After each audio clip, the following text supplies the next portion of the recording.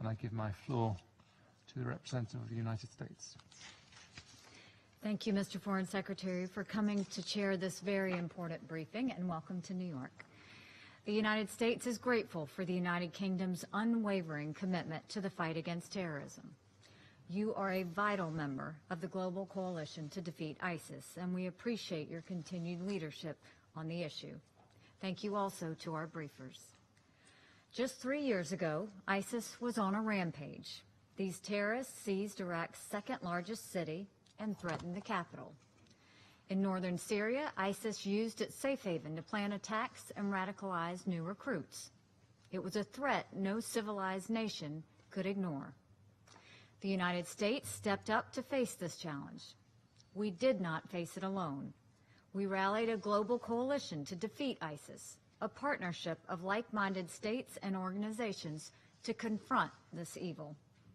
Our ranks grew, and this global coalition now counts an incredible 77 members. Together, we have made significant progress. Iraq was able to declare its territory liberated of ISIS. The coalition has driven ISIS out of much of its former territory in Syria. But this fight is not over. A committed core of ISIS fighters remains in Iraq and Syria. They are a resilient enemy, so we must remain vigilant. After coming so far, we do not want to give ISIS room to regroup.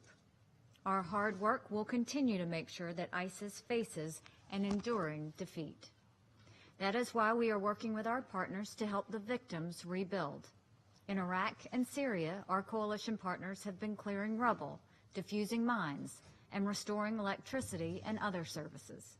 This has allowed 150,000 Syrians to return to what used to be the ISIS capital of Raqqa since the city was liberated.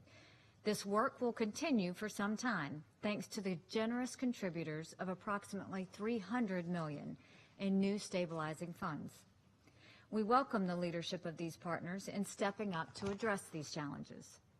Our shared contributions show the enduring strength of this global coalition. But sadly, defeating ISIS in Iraq and Syria will not be the end of the story. As we have heard, the hateful ideology of ISIS has taken root in new corners of the world. Places like Afghanistan, Nigeria, Libya, Somalia, and the Sinai. The lesson here is that ISIS is an enemy that adapts, and one that will seek out the world's ungoverned spaces. We must deny ISIS safe haven.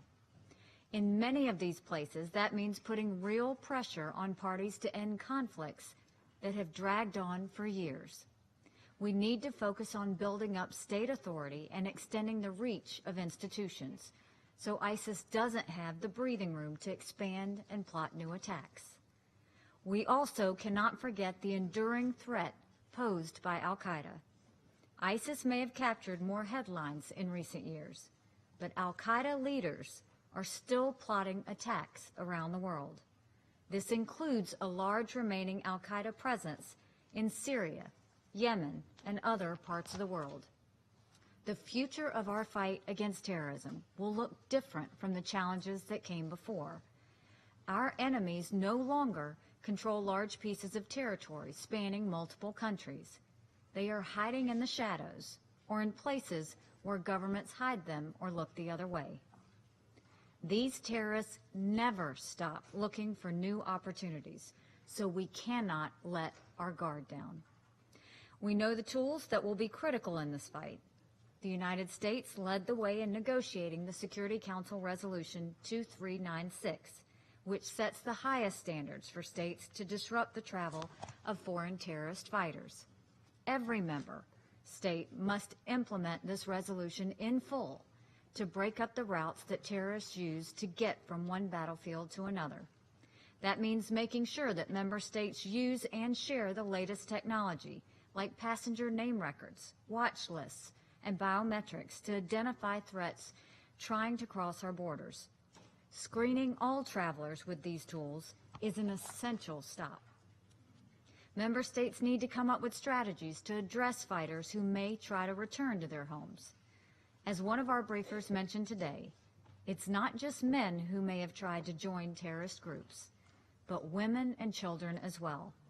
Under Resolution 2396, every government must focus on a comprehensive plan to prosecute, rehabilitate, and reintegrate foreign terrorist fighters and their families. We also must make full use of our sanction regimes to deny funding to terrorist groups and the entities that continue to support them. Where force is necessary, the United States will deepen our long-standing partnerships with countries fighting terrorism. Above all, we will never hesitate to act to protect the American people from the threat of terrorism. So today, while we look back at the campaign against ISIS, we must prepare for tomorrow's challenges. We must maintain our resolve, and we will prevail. There is no doubt about how this story will end. The forces of terror will never win. The fight against terror will take different forms, but the outcome is certain. The United States will continue to be a force in this effort against ISIS and al-Qaeda until we defeat this threat. Thank you, Mr. Secretary. I thank the representative of the United States for her statement.